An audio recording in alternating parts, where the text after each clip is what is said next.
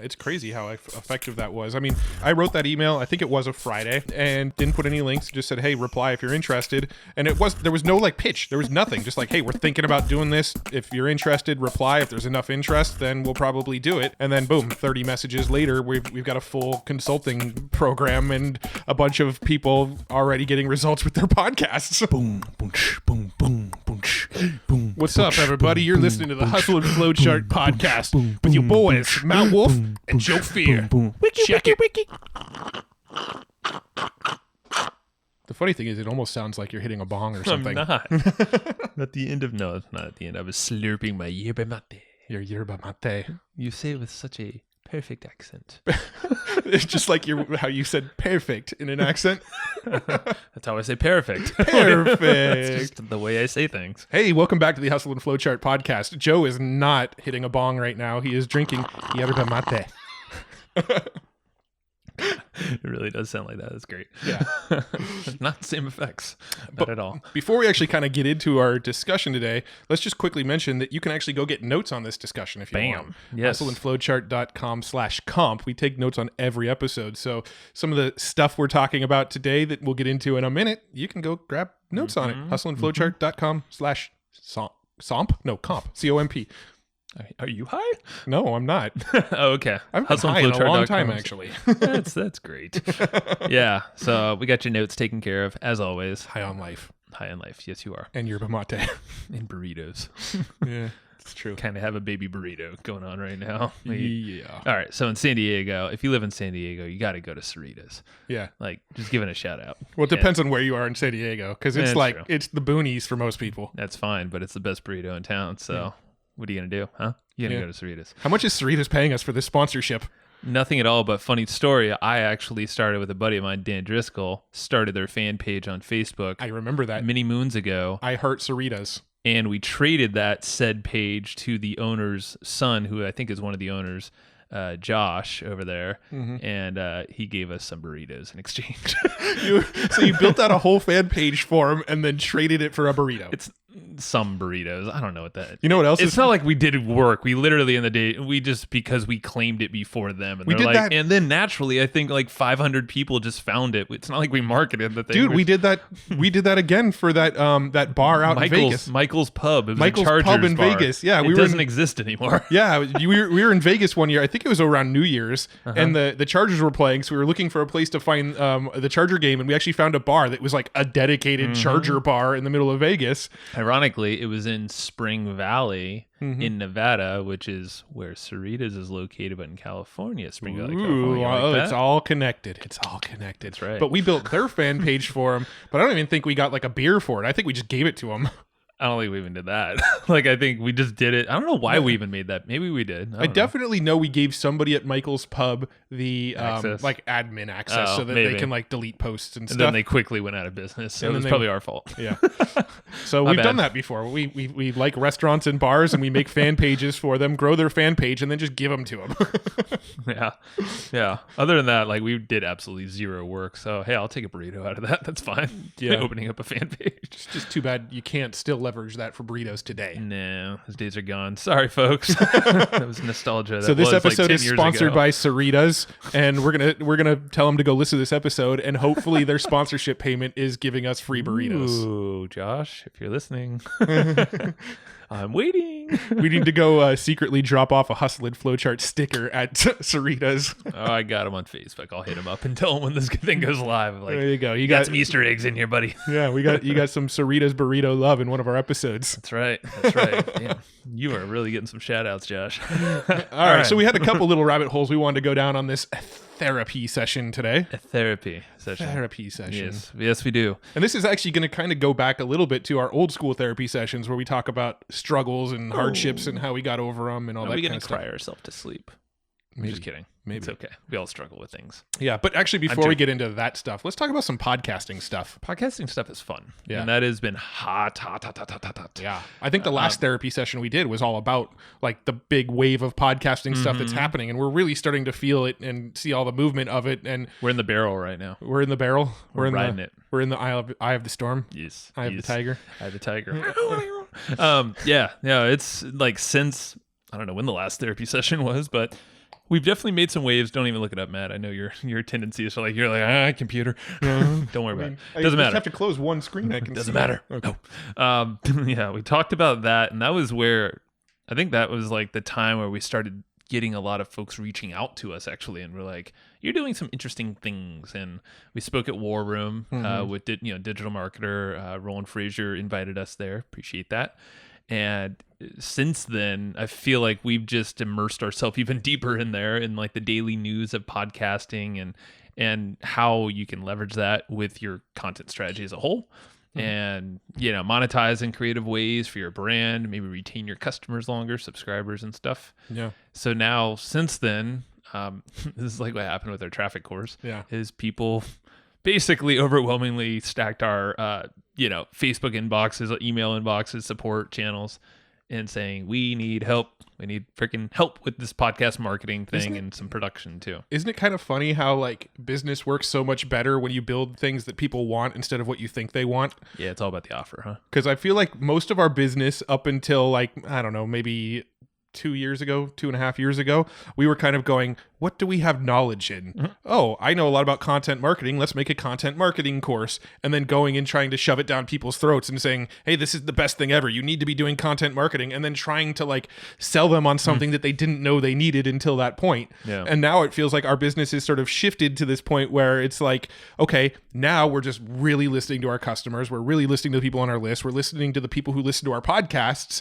And they're saying, oh, I wanted a traffic course. Okay, we built a traffic course. Oh, we want you to come in and help us with set up our podcast. Okay, let's offer that. Yeah. And we're actually building stuff based on what people have told us they want instead of what we want to build. Mind blowing. Wow. But it's true because before I feel like everyone feels like they know what their customers need. Yeah. And they're not totally listening to what they're saying, or maybe they're not prompting. Maybe you're not prompting your customers to actually tell you or your audience to tell you what they want. Mm-hmm. And it's actually what we did like the other week is like there was a dedicated email I think you sent on like a Friday. Yeah. And it was like, hey, so we've been hearing this a lot. And it was like done for you. Like, would this help you to get started with your podcast, get you out of all that, stuff in the middle of the maintenance of your show and production? And so you could just focus on marketing and take some of our internal processes to do so. Mm-hmm. And no joke, there were like 30 emails that evening / next day, and it was like a Saturday. I was like, oh god, we're backlogged. This must be the right thing. We gotta figure something out here now. Oh yeah, we pretty like almost instantly loaded up like our consulting program. Like it just filled up. Yeah, and that's where it's like so there's a little swiper for you. Is like if you're looking for a new offer, or if you're looking for any type of offer to put out into the world, maybe you're not making money yet, maybe you just want to reinvent your offers or just cater to a new audience, whatever it might be, throw an email out to your list. Mm-hmm. It doesn't have to be a fancy survey, literally just an email with no link that says reply to this email. Yeah, it's crazy how effective that was. I mean, when I wrote that email, I think it was a Friday. It was. And I didn't put any links, just said, hey, reply if you're interested. And there was no like pitch. There was nothing. Just like, hey, we're thinking about doing this. If you're interested, reply. If there's enough interest, then we'll probably do it. Right. And then boom, 30 messages later, we've got a full consulting program and a bunch of people already getting results with their podcasts. No, that's what's so rad about it is that we've already filled almost the entire thing, and still there's people coming to us still, and we're like, but that's a good problem, and that was the intention. Is like if we do this, and we're only saying this experience because I feel like there's a lot you can kind of take from this as well. Mm-hmm. Is we're not trying to cater to everyone in the world.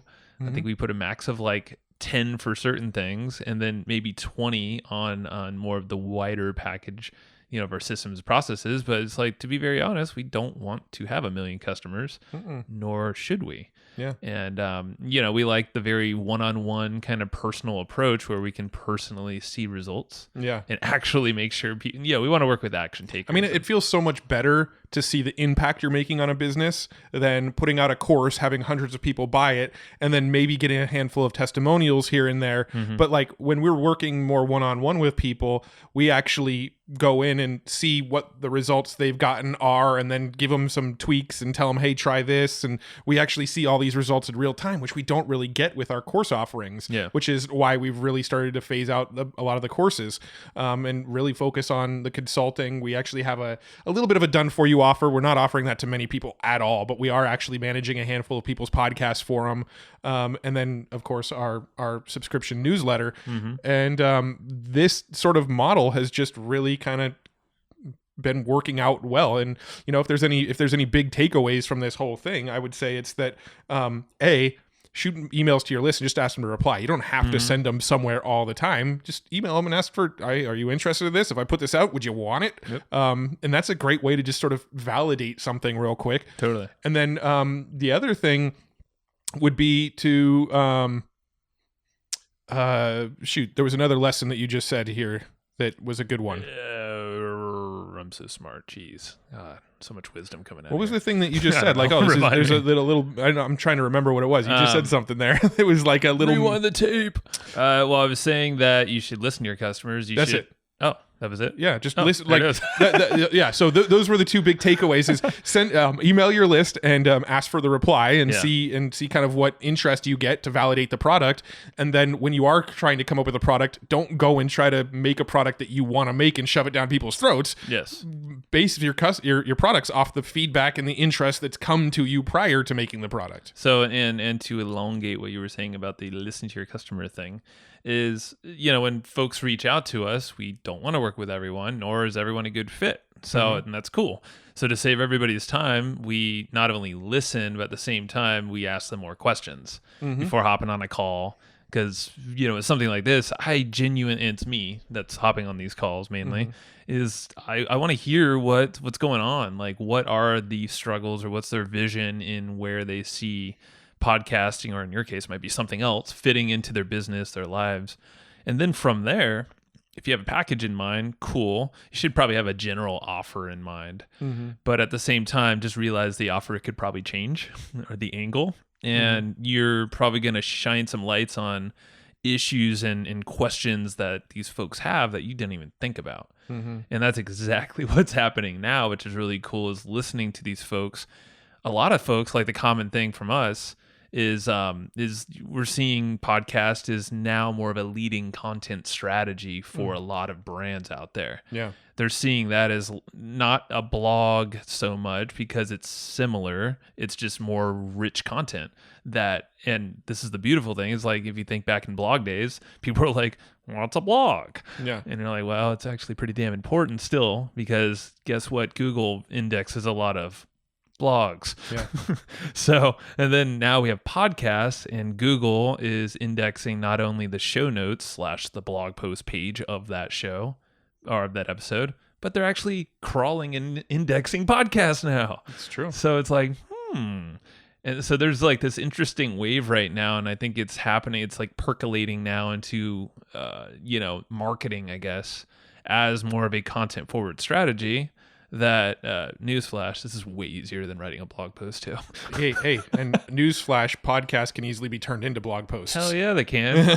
Hence why that's part of our done for you package. Yeah. but yeah, no, and the point is, like, I'm not. This isn't me. This is me just asking questions of these folks on calls or in emails, and it's really interesting to hear that is now starting to become the thinking, and it's also a multi-channel approach. So the whole repurposing play, how this can turn into something on social media and video if you want it to be.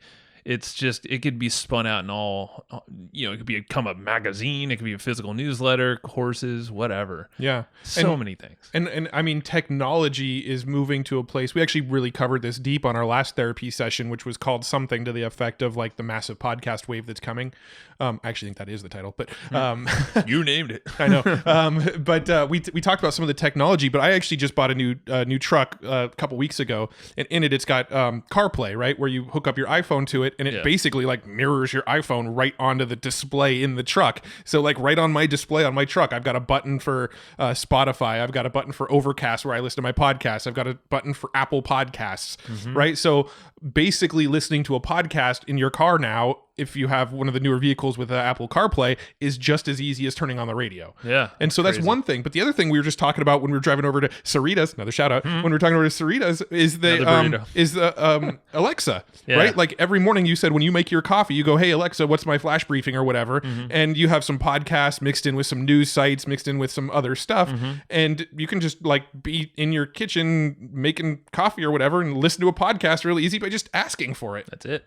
Yeah. And that's exactly what I do. And I feel like that's how content is going to be consumed more and more in the future. I think with attention spans the way they are, more and more people are going to be like, just read it for me. Sure. Right? And why, I mean, think about attention spans. It's lacking. Yeah. It's tinier than a goldfish now for humans, and it's crazy. And that's where and stress goes through the roof too, because in their studies on this, we're just talking to Travis Ketchum on his podcast. Yeah. How it's like now they're seeing stress is going crazy in America. And I would wager to bet that's because people are trying to keep up with so much of this stuff, because you're just ultra connected now in all different platforms, on and offline, TV being some of them too.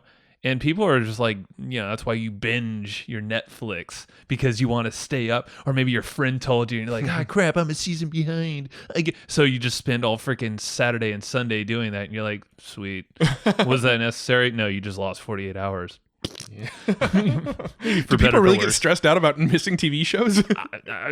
Dude, I know there's a lot of people that are like, oh man, I got to see that movie. Well, I actually that's a random example, but it is a random example. Podcast too, or one of them. I mean, like blog posts. Go ahead. Well, I mean, that's the reason we have our newsletter, right? Is because a lot of people don't, they struggle to keep up with the rate that we release podcasts. I mean, we release 2 hours a week of content. Exactly. And a lot of people don't have the time to listen to 2 hours a week. And I feel I would have a hard time too. That's why we put out our newsletter. We want to simplify things for people. We want to make it quick and easy to consume all of this content we're putting out, and you can sit down and get the entire batch of a month's worth of podcasts in 30 days. Yeah. Not trying to sell you my newsletter, but I really am. Go to egpletter.com. And I mean, I agree. But going back to the point about like actually stressing out about TV shows, I've never really stressed out about missing shows. But when the Chargers were in San Diego, I never missed a game, and like I would literally schedule my life around football games. Thank God I'm like not that big into sports these days. But but think about the rest of the folks that are. Yeah. And that's okay, as long as you're getting enjoyment out of it. But there's probably a lot of, and maybe the stress isn't the best word for that, but maybe it's anxiousness, anxiety. Yeah. Like definitely just keeping up with just the news and all the freaking headlines now. Like think about back in the day, you had like a newspaper and maybe like your TV with a handful of channels. Yeah. Like now, what do you have? Like you have all these freaking medias, all these social media, and freaking Hulu now, like that you could stream almost everything in the world. Yeah. And it's like, no, we're like inundated, man. Dude, I'm not even that old, but I remember when I was growing up, when I was a kid, I only had 13 channels. That's how many channels I had on TV. Yeah. So think about how fast that's like changed. And I think 2 of them were in Spanish. Yeah, we're in San Diego, probably more. Yeah. But, and this goes back to a conversation we had, and also I chatted with Brad Costanzo about. Yeah. What's up, Brad?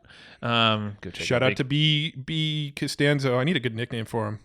Shout out to Bacon Boy. Bacon Boy. Yeah, Bacon Boy. Bacon Rap Business podcast. Check it out. Bacon Boy. So I was talking to Bacon Boy, and he has a weird BO. It smells like bacon.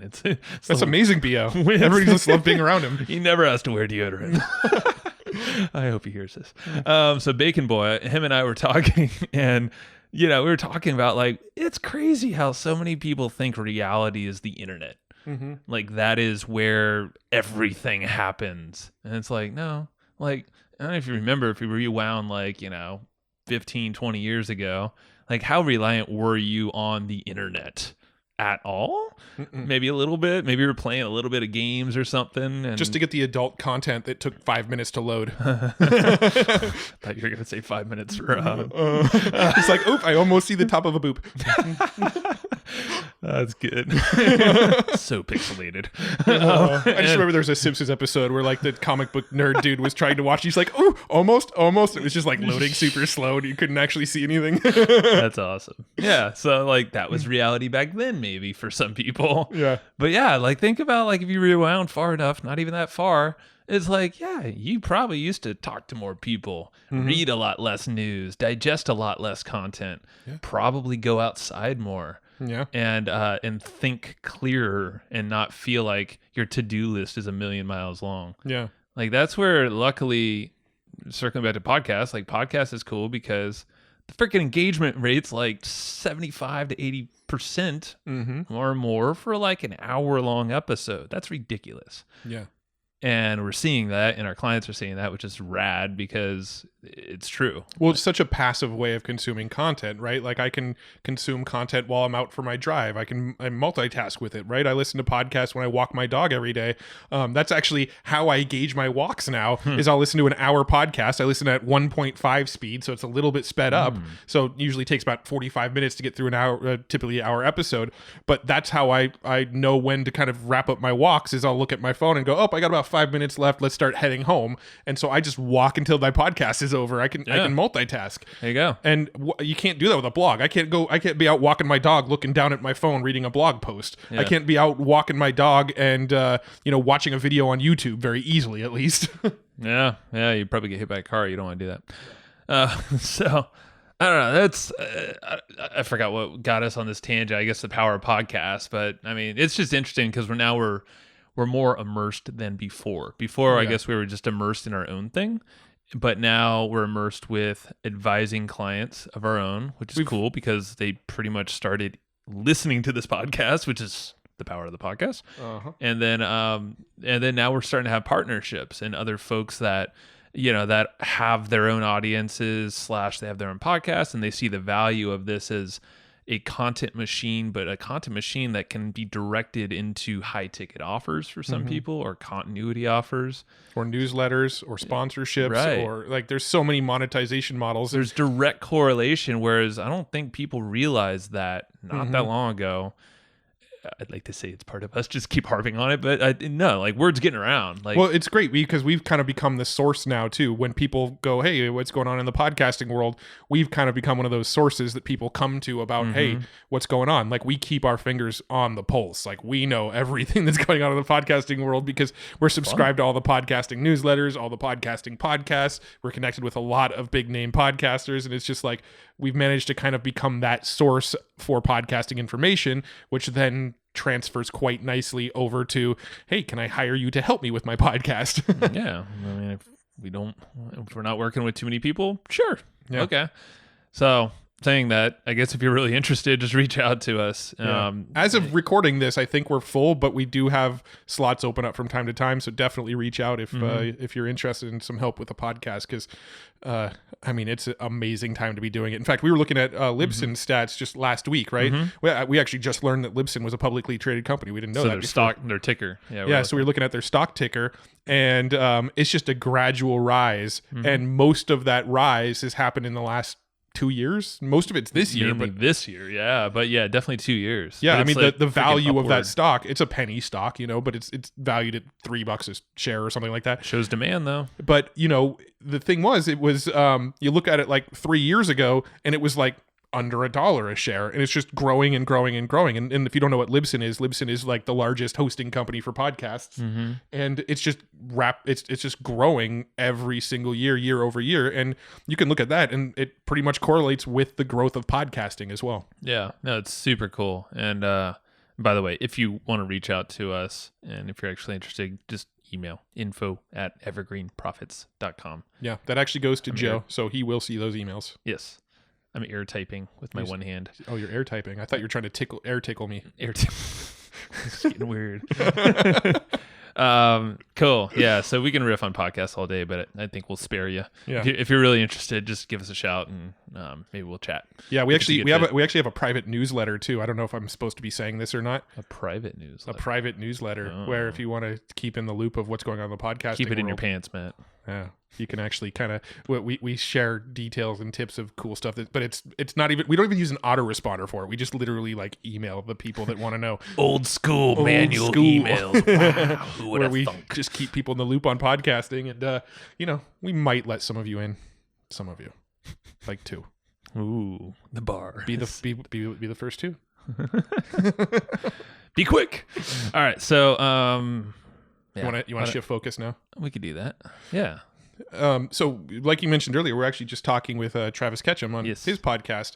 And this is a topic that came up pretty extensively when we had Sam Karamian from Big Block Realty on the show. San Diego brokerage, yeah. Yeah, and we were talking about just kind of depression and anxiety among entrepreneurs. I don't really want to bring down the energy level of this podcast, but tired and sad already. we were talking about that topic. And, we shared some stats on that last episode, but it was something like 5% of the population suffers from depression, but something like 30% of entrepreneurs suffer from depression, right? And suicide rates among entrepreneurs is really high, and compared to others, yeah. Yeah, and what did he call it? Like, Travis had a word for it where it was like deaths by things like suicide, overdose, like. Well, no, he said heart attacks. Heart attack. He said basically those two were the leading. Yeah. Maybe overdose if people are medicating, which is totally possible if you're not doing that in smart ways, like yerba mate. Yerba mate. Yeah, but we were having that conversation with him, and it kind of led into talking about some of our daily rituals and some of the ways that we keep that at bay. So we thought that'd be kind of a cool topic to share with this audience. Yeah, and just to it was something that Travis said too is so in his podcast, it's really cool. I didn't actually realize this, but at the end of each of his episodes, he has this little section. He's talking about this stuff, which we've started to ask that of some folks that are on the podcast. You probably heard. And it's really cool because if there's this whole layer that a lot of folks aren't chatting about, and that's the layer that's not the Bentleys and the freaking Teslas and the whatever's houses on, mega mansions. Like, no, there's, and I know, and we know a lot of those folks who have gone through phases of, I got it all, bitches. But then on the inside, there's like, crickets. I'm dead inside. Yes. And it sucks because there's probably a lot more out there than you would ever know, because guess what marketers are really good at, and entrepreneurs? Masking themselves and fucking really like building themselves up to be the best. Especially the ones that are front facing, the ones like, we have a podcast. We've kind of put ourselves out there. We sort of backed out of, we haven't tried to put ourselves in the spotlight, but having a podcast kind of casts a spotlight on us a little bit. And, really a lot of this sort of sparked, it didn't spark this, but I made a Facebook post, maybe like, I don't know how long ago was that, like 9 months ago or something, where I talked about how I was at a networking event and Joe was there and Amish was there and a handful of our buddies were there. Dana and Nate. Dana and Nate and other people have been on the podcast in the past. They were all there, but I got super overwhelmed and I got super anxious and I actually collapsed. I fainted in the middle of a party. There was like 75 people there and I just collapsed in the middle of it. Dunk. Yeah, just fell on the floor. And trying to do sound effects for you, but yeah, I didn't have a good like dunk sound other than that. Yeah. Luckily, I don't think you actually dunked though. You actually fell gracefully, I think. Yeah, and I think I was holding like a glass or something too, and I managed to, like, as I fell, like held it up and not like break it. It seems like you've had a lot of practice in college, good sir. Never spill the beer. But anyway, I wrote this blog post about this experience of like, man, I'm burning the candle from both ends. I'm working too hard. I'm stressing out over money too much. I've got the family and kids and just like all of this stuff kind of compounding was just building up the anxiety and building up this anxiety. And I made this big post and a lot of people said, oh, wow, it's so brave of you to post this and all this kind of stuff. But the interesting thing to me was I probably got 30 private messages. Like people didn't want to go on that thread and say, hey, I'm experiencing the same thing. I've been going through that too. Being an entrepreneur is really, really rough and depressing.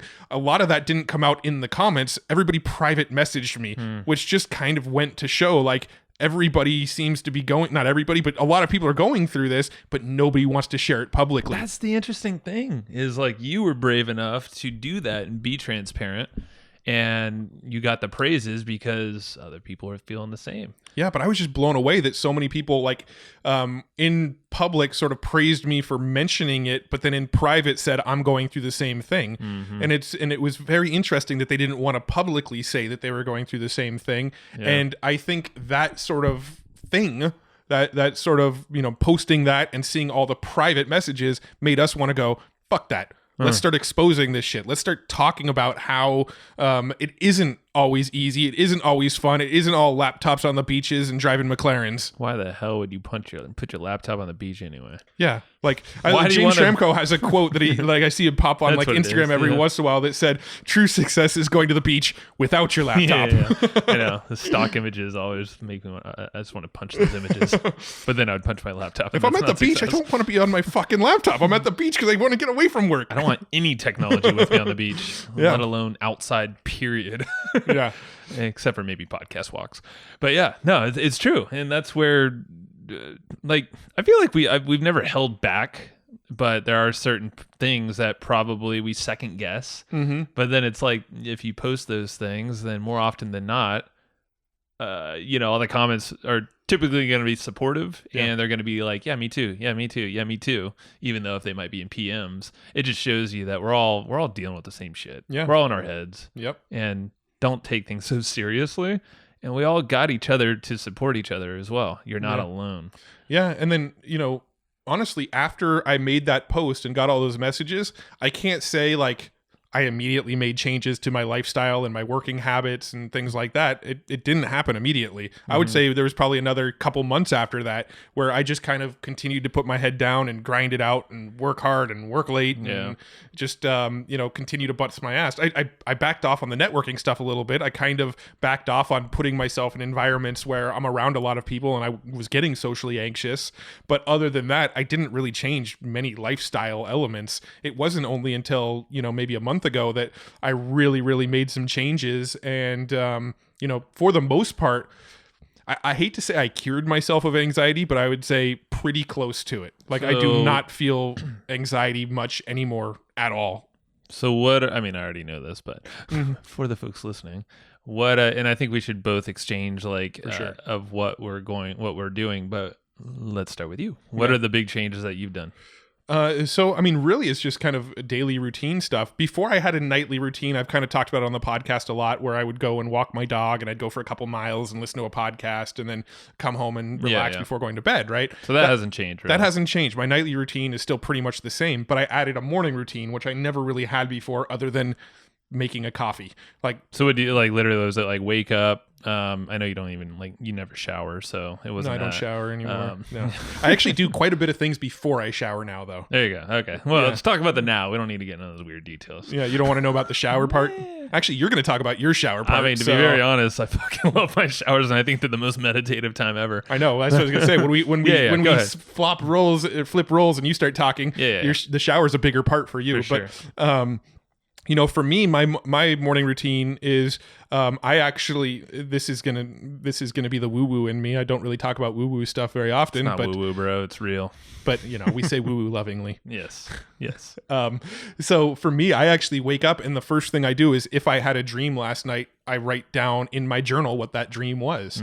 And lately, I've been pretty clear headed. I've backed off on the drinking a lot. I've backed off on the marijuana a lot. I've backed off on the yerba mate is my new vice, actually, to be quite honest. No more bong slurping. It's this now. No, it's yerba mate is one of my. It's like I replaced weed and alcohol with yerba mate. But cool. It's a plant. It's healthy. As a result, I've actually had much more vivid dreams. I've been really having I can't remember the last time I had a dream, and in the last 2 weeks, I can't remember the last time I didn't have a dream. It's just every single night I have these really vivid dreams. So every morning I wake up and I just write down everything I can remember from the dreams. That's the very first thing I do because I don't want to lose it. I was partying with Elton John in the desert last night. Were you? And a dust storm was coming, and then that's the thing. Same thing with me. For some reason, because I backed off on the marijuana. Yeah.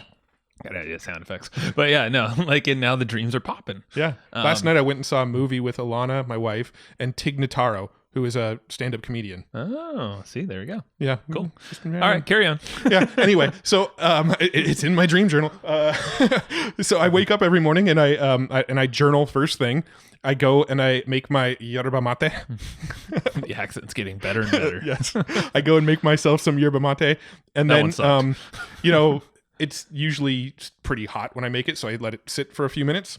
And in the time that it's sitting, I usually do a meditation. I actually meditate for between 20 and 30 minutes every single morning. I've been using the Brainwave app lately. Great app. We mentioned that app back on probably like episode 1 or 2, actually. Yeah. Yeah, I've been using that sucker freaking all the time. Yeah. That hasn't gotten old at all. Basically, it pumps theta waves. Is it theta? It's all sorts of waves. I think the meditation one is specifically theta waves, I think. Yeah, I don't know. The thing explains it. They're just binaural beats. Yeah, so binaural beats, and there's like a thing in there that kind of sounds like a woo in the background, and it's like you could change the background sounds, and you can even layer in your own music and then layer it with brainwaves if you want. It's pretty cool. I do a meditation every morning. I usually do about 20 to 30 minutes. It feels more like 5 or 10. It's kind of gotten to the point where they're pretty quick now. And then after the meditation's over, I grab my journal again, and anything that popped up for me during the meditation or immediately after the meditation, I journal on, and I just write my journal for 5 or 10 minutes. I actually usually, after my meditation, I don't even think I've told you this, I usually do some yoga stretches immediately after. Doing yoga? Open up my back and loosen up my neck and stuff. That's literally why I just grabbed this band right That's here. what made me think of it. I've actually started doing some yoga stretches immediately after. Yeah, I open my back up all the time whenever I feel a little locked up. And then so after doing that, I start sipping on yerba mate, and I go and take my shower and brush my teeth and actually get on with my day. But I actually don't do any of the normal morning routine stuff. Like, I mean, I'm probably pretty disgusting for the first 45 minutes of the morning, because I don't shower or brush my teeth or do literally anything until I've journaled, meditated, and journaled again. Is that how you get your better thoughts and your better meditation? Is all the phlegm and grime all over you? I don't know. Anything that's coming up for me that morning, I don't want to lose it before I journal it. Yeah, I know, I get it. Your inner hippie is coming out. Yeah. And then after I do all that stuff, I just kind of get on with my day and start working through my checklist. Nice. Yeah. Now let's flip the script, Joe. Wait, hold on. Go to so your workout is just walking, right? But you want for to right do now, more? but yeah, I've been working on clearing out a spot in my garage. I've got gym equipment. It's just tucked away in my shed right now, so I'm actually clearing out a spot in my garage to get more into actual resistance training. You're more than welcome to my garage gym. Yeah, you've said that. But I want my garage. I don't want to have to travel. During your move, you have an open garage gym for you. All right, yeah. So me, it's interesting.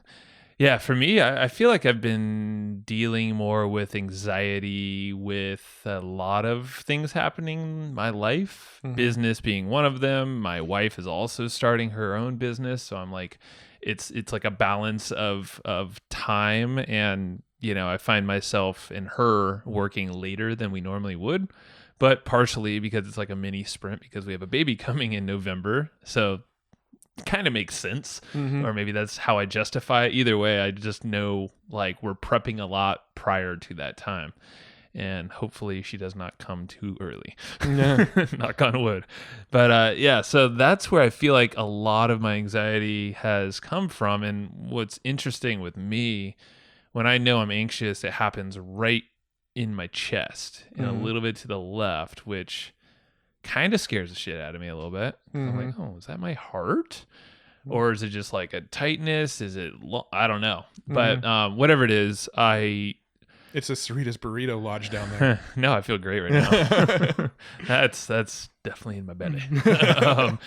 Yeah, Cerritos, jeez. That's another burrito right there. Josh, come on. Just rack up that gift card.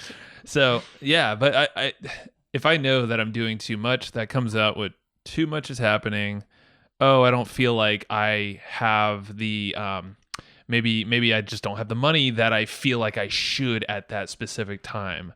And or to maybe I don't know, invest in this thing here, or to whatever it might be. There's a million freaking things, but like personally, I will take that on my personal, like on my body, and feel like my chest tightens up a little bit. And that's kind of like an indication. It is an indication to me that slow it down.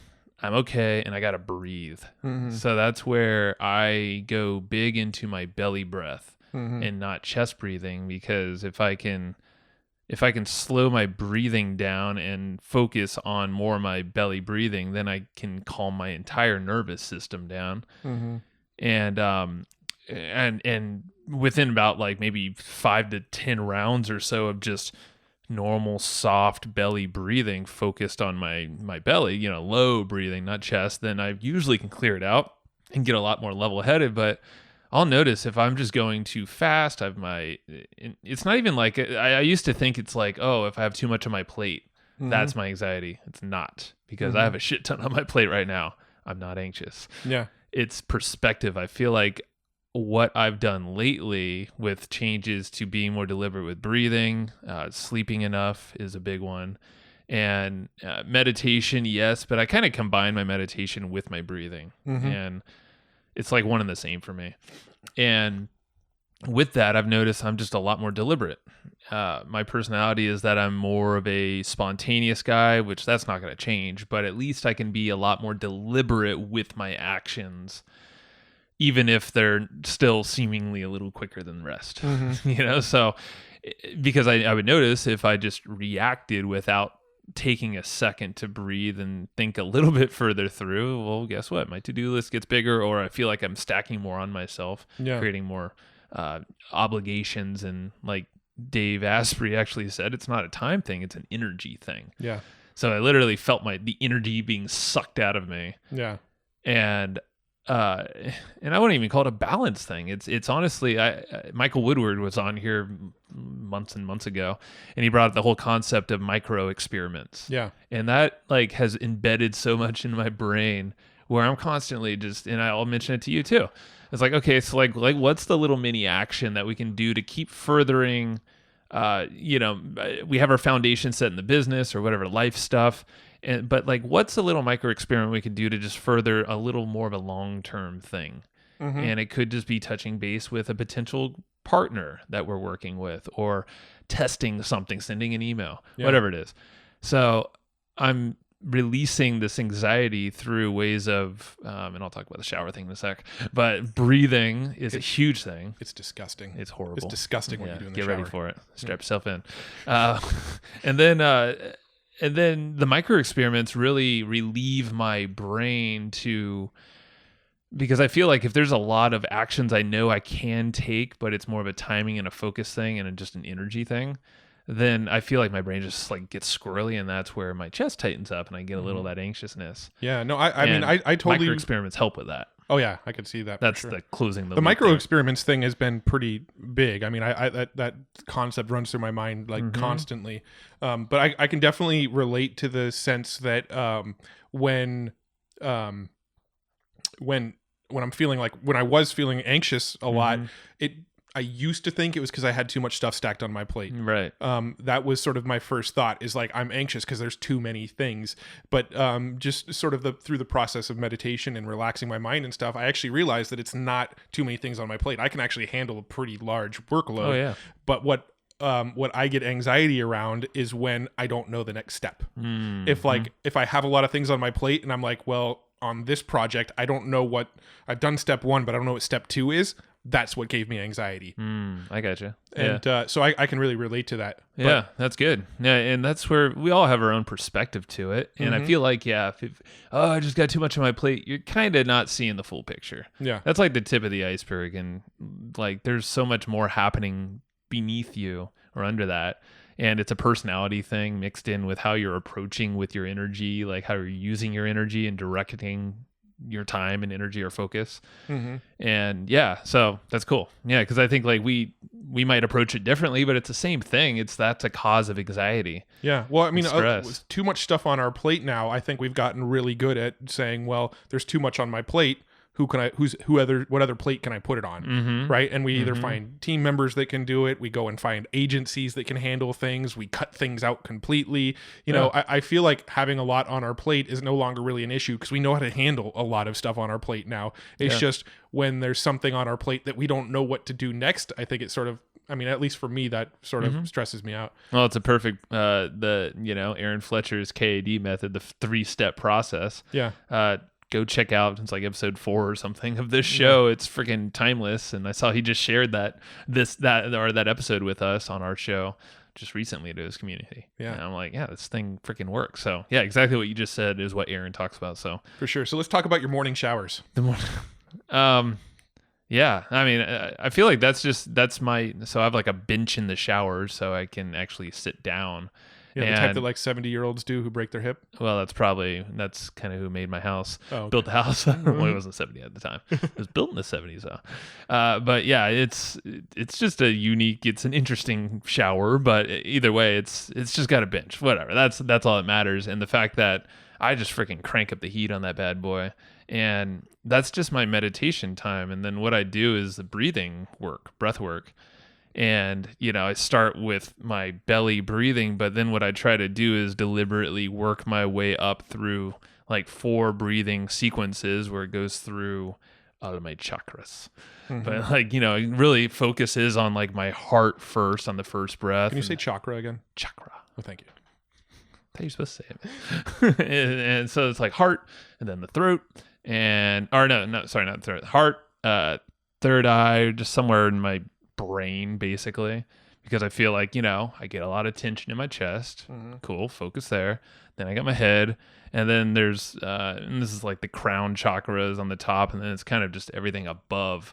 And we got that from some of our but woo-woo buddies, I guess, if we want to do air quotes on that. I've kind of just been applying that breathing sequence and sitting in the shower and doing that. And it's a kind of like a shortened version of Wim Hof breathing, but without the aggressive, like, if you're not knowing what Wim Hof is, check it out. Matt's about to make some sounds. Dude, put it away. You can piss after we're done talking. Gross.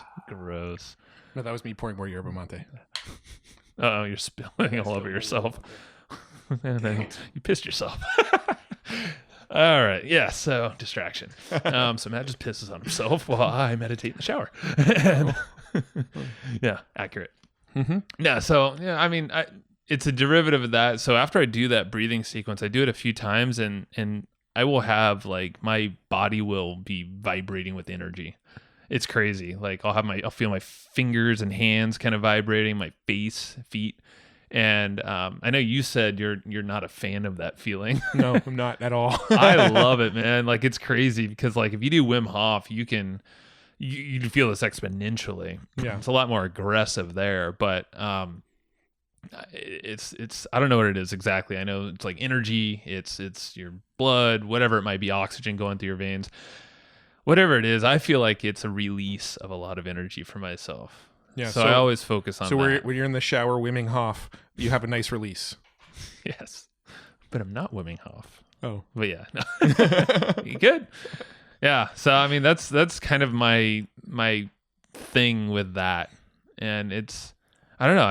I've been approaching that daily, and I feel like I get all my best thoughts from there. So I will journal thoughts after the fact. Yeah, shower thoughts, and there's actually a Reddit I follow. It's really? Like shower thoughts. Nice, and it's cool. It's random stuff. It's not like business, but guaranteed other people are feeling the same. Yeah, and that's where I feel like I can just release a lot of that stuff and. I mean, there's a whole bunch of stuff I've been doing, like working out more consistently, eating better, same thing, or very lack of alcohol and marijuana, very deliberate, like all that stuff. I feel like I'm just trying to slow my actions down and and not just blindly doing things. Yeah. That's where I felt like I was beforehand. Yeah. I mean, obviously slightly different things, but we've kind of both come to the same conclusions. For me, when it came to like alcohol, I'm not cutting it off for good. But I don't like the way it makes me feel anymore. Like when I do sip on alcohol these days, I kind of almost end up regretting it later, just feeling like, man, I just don't like the way I feel. Yeah. When it comes to marijuana, it's like like you said, very, very deliberate. I now see it as a medicine and not as a good time, right? Like, I mean, it can be a good time, but I see it as a medicine. Like when I get a headache, I might still go and, take, I actually take it in pill form now. I might go take a pill and that helps with migraines amazingly. If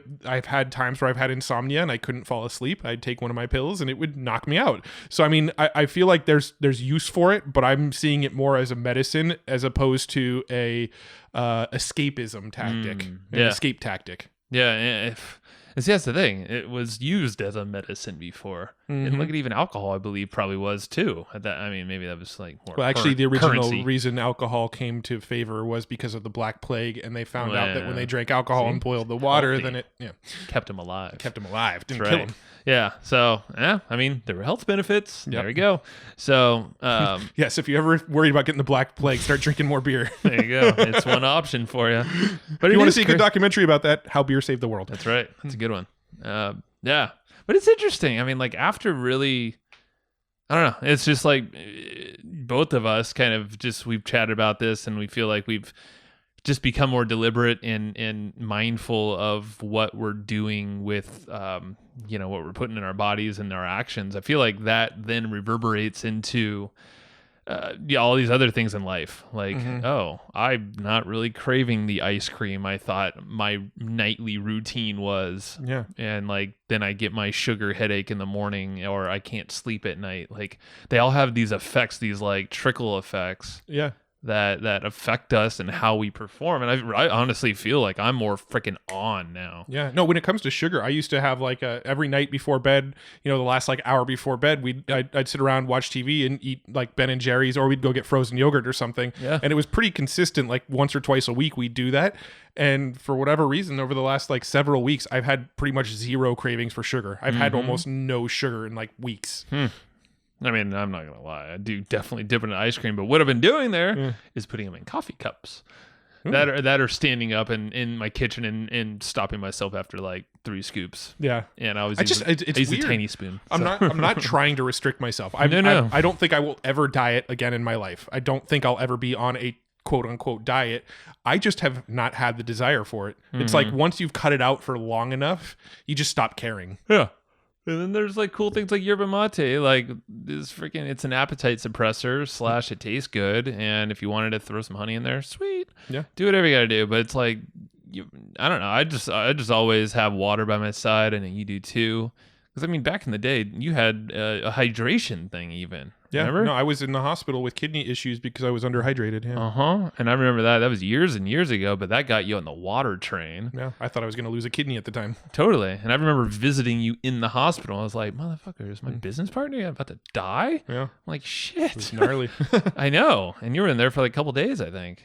So I saw your kidney stone, and that shit scared the hell out of me. My kidney stone? I thought. Well, you had one of those one time. Oh, that was years and years prior to that. Yeah. Oh, maybe. Oh, yeah, different times, but still, that scared the hell out of me too. Yeah, but I think that was a hydration thing, right? Maybe. No, I don't remember. The doctor explained like certain things make you higher propensity to have it, but whatever. I don't remember. Exactly. Either way, like it's interesting how these like things will trigger actions. Yeah. And sometimes they're delayed, sometimes they're not. Like for me, I really felt like my trigger to make changes was this anxiety, this thing in my chest I felt, and I'm like, fuck. Like, I don't know what it is, but I really feel like I got to focus on chilling myself out, and inherently all these like things kind of unravel. I'm like, yeah, I don't really need that. Don't need that. I still have a fridge stock full of beer right now. So it's like really good beer. And I know you too. Yep. I haven't touched it for like over a week. Yeah. I mean, definitely will crack one, but I'm always going to be with like family. Yeah. Or friends. But yeah, it's weird. I've like completely lost my desire for beer, but I kind of still want like wine or whiskey, like a little mini glass of it. I love the flavor of that stuff. I just don't want the feel of it. But I mean, even that stuff I haven't drank in weeks, but like, we're going to be out in Orlando. I mean, by the time this comes out, we'll be back from Orlando, but we're going to be out in Orlando doing the networking thing. And I could see myself having a glass of red wine while I'm out there, but I don't think I'm going to have more than like one because it's not something I really strongly desire anymore. And I'm just now seeing, I'm like, man, I really love the feeling of being on. And it's interesting because if you're in a networking environment, most people are not on. Yeah. Because alcohol is It turns you off. Yeah, it makes it kind of dumb. Yeah. Or it can. It's definitely the tipping point, and a lot of folks, when you're in that environment, they're like away from their families, and they're like, "Woo, Yeah. let's get no, like no, man, like yeah, we used to do that for sure." Yeah, When I we think we first used started. to use conferences as a little bit of escape from like our real life. Totally. And now, like we were just talking about it yesterday, we were booking this trip to Orlando, and we're like, how do we get out there and get back with like minimal time Yeah. possible in this thing? It's true. Like for us, it's purely business now. yeah, and it's still fun, but yeah, I want that feeling of being on, man, and Yeah, high on life. it's like just, you were it's just, saying. it's such a like. Cutting all that stuff out has just made me so much more clear all of the time. The anxiety hasn't come back at all for me. And so there's this like slight tinge of fear in me of like, maybe all my anxiety issues were because of alcohol. And if I start drinking it again, they'll come back. Or maybe all of this anxiety was because I was smoking weed to escape in the evenings. And if I start doing that again, it's going to come back. Or maybe it was because I was eating a lot of sugar. And if I start doing that, so there's like this little bit of like, I feel so good lately, I don't want to fuck that up. Yeah, that's fine. You know? So yeah, and it's interesting. So it's, I don't know. I'd be curious to hear what you guys think. You know, Yeah. you're listening, write us in if you're feeling like you're the same, or if you've experienced something similar, or if you want some tips. You Yeah. know, if you want more content on this or more episodes, like, or even guests to talk more about this kind of stuff, or specific guests. Because like, here's the cool thing is like, we are now very connected with folks in so many industries and so many. There's doctors. There's like we reached out to Wim Hof's team. We have a connection to him specifically, and he looked at us and yeah, their team. They didn't feel like it was a right fit. Not going to call you out, but at the same time, it was a marketing kind of appearance, which I totally get. But at the same time, it's like you realize there's a more to this. Like us as marketers or us as business owners, we put this crazy expectation on ourselves that we sure as hell need these tools to chill ourselves out. And even though it might not seem like we're a personal development, or I don't know what freaking label to put on this show anymore, but like the fact that just living a good life and we just happen to be entrepreneurs, that's kind of what this I feel like that should be the topic of this show. Yeah, I mean that's really what it is, because we talk to anybody. We everybody's got a story to tell. Everybody's got things that we can learn from, and I think our goal is just to find new sources of knowledge and figure out how to share it with as many people as possible. And right now, a big hot topic for us is the topic of anxiety and depression, and things that you and I have both gone through. And just little by little, surely we've actually managed to figure out how to, at least for the time being, resolve them. I mean, who knows if it's going to creep back in? I sure hope it doesn't. But I think if we continue our practices, if we continue our daily rituals, and we just kind of stay consistent with it, I don't see any reason why the way we feel now should change. Yeah. So be curious to hear your thoughts. And yeah, because I know you're not alone. We're not alone. The more that we bring this up, the more people are like, oh yeah. Yep. We're gonna open it up a lot more on this show, and probably talk to more people about this topic. And I do think it's something that's underserved in our market. I think there is so much. I was actually listening to a great episode. We should definitely link it below this episode, where Roland Frazier interviewed Aaron Fletcher. And one of the concepts that they were talking about is like, all the gurus and the cars and the like, we're trying to keep up with everybody. There's so much in this entrepreneurial world of like seeing that dude's McLaren over there, or like seeing this person's latest trip to some exotic location and going, man, I want that. And us trying to like keep up with what we're seeing on social media. And, that just fuels the fire. And we need to, we want to be a counteracting influence a little bit. Yeah. And just know you actually don't need all that stuff. Yeah. It won't make you happy. Like, let's just be honest. You're good with what you got, and the support. Being an entrepreneur, inherently, you're going to have a network around you. Yeah. Which, like, whenever my brain spins out, or when we ever talk about, like, this offer didn't work, we're not going to make the revenue goals that we shot for, or whatever, it's like, great. The business can burn tomorrow, or even right now. And we have the network. But preferably it doesn't. It won't. Don't worry. But it's built not to. Yeah. But yeah, no, it friggin', like, we have this network. Every single person on our podcast is someone in our network now, and who's been on the show. We have all these other people around us that hold us high and we hold them up as well. And like, we all want to support each other. It's collaboration, not competition. So yeah, just knowing that there's always a fallback option. And that's obviously that's what's crazy to even like think about that, because I'm like, no, that's like never going to even be needed. But at the same time, it's just like a peaceful thing in my mind. Actually, there's a good Netflix thing. I don't know if you've even watched it, because Stan's Bacon Boy recommended it to me. It's Brene Brown's Netflix special. It's not a comedy special. It's not like one of those, but it's actually all about vulnerability, and a part of it is what she was saying. You would dig it. What's it called? I don't know. It's just look at Brene Brown. It's like the only Netflix thing of hers on there. Okay. I'm not familiar with Brene Brown, so she's a very popular author of many books. Gotcha. But she talks a lot about vulnerability and how a lot of folks won't kind of express themselves, but also vulnerability is not just expressing themselves freely. That's not the case. But but the whole idea is like the human brain is programmed to go more the negative side rather than the flip side, which it's not as easy, but it's always there. You can always flip the coin around. Yeah. And always know, like, yeah, your brain might, like, human nature just kind of defaults to that negative, like, worst case scenario feeling, which is where the anxiety goes from and all this stuff. But just if you take a second, be deliberate, breathe through it, and you're like, wait a minute, hold on. I got like so many freaking people that back me up. If shit like doesn't work out, why am I stressing?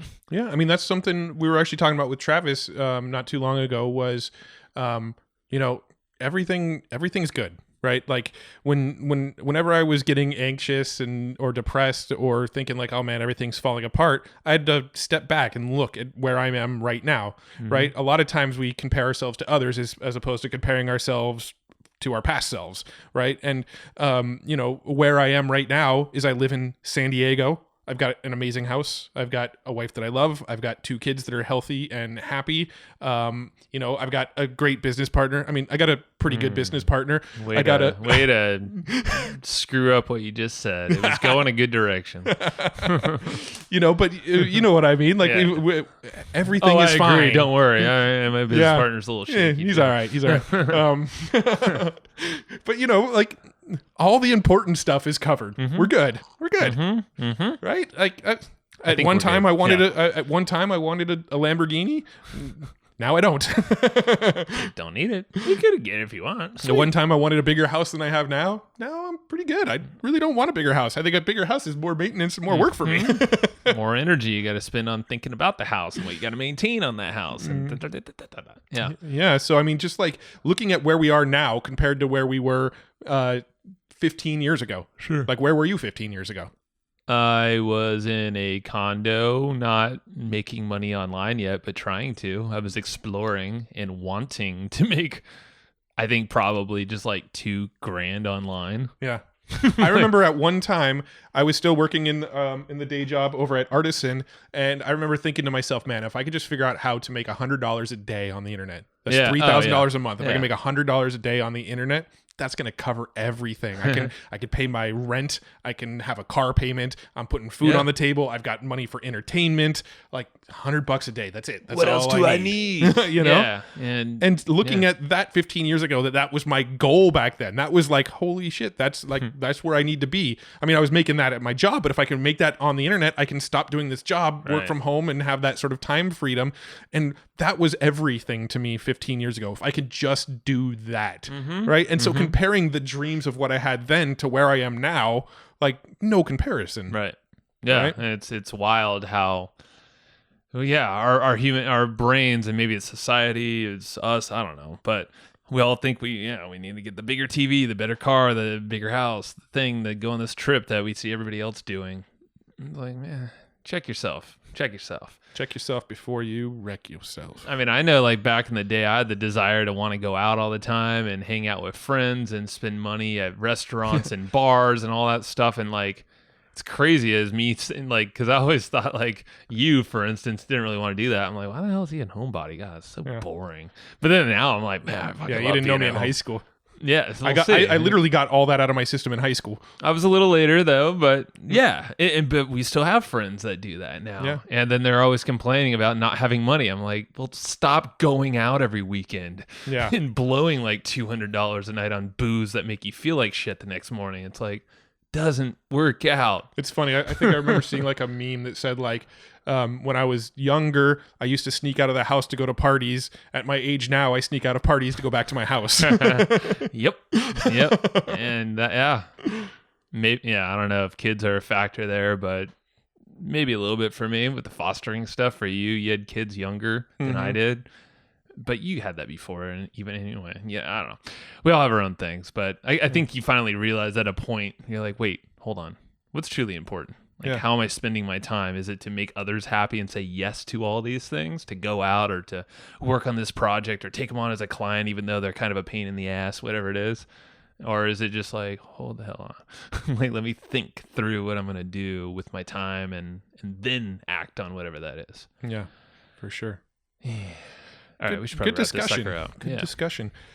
Again, I think, if you have thoughts on this, feel free to shoot us a message. If you're inside of our membership area, we do have a section of our forum where we discuss podcast episodes. We also discuss our podcast episodes over on Reddit. We have a Hustle and Flowchart subreddit where you can go to discuss episodes. We'd love to hear your thoughts. Just kind of pick your preferred platform and come chat with us.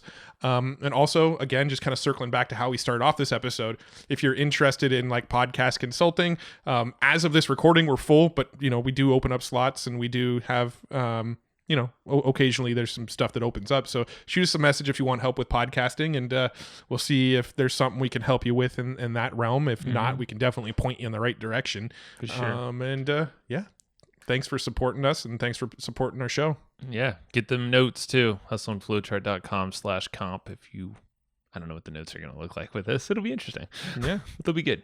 So go get them. They're free for a quick amount of time. Yes. Thank you. And give us a shout. Give us a shout. Bye now. Peace out. That rhymed. Thanks everybody for listening to this episode of the Hustle and Flowchart podcast. Before taking the time to listen, we want to give you something a little bit special. Every single episode that we do, we actually have somebody on our team take notes. We basically have a Cliff's Notes version of every episode where you can go and find all of the tips and tactics that they laid out, all of the resources that they laid out, all the good stuff from this episode. We actually have a nice simple notes version that you can find on our website. So go to evergreenprofits.com, find this episode that you just listened to, and give us your email address and we'll send you the notes. Thanks for listening.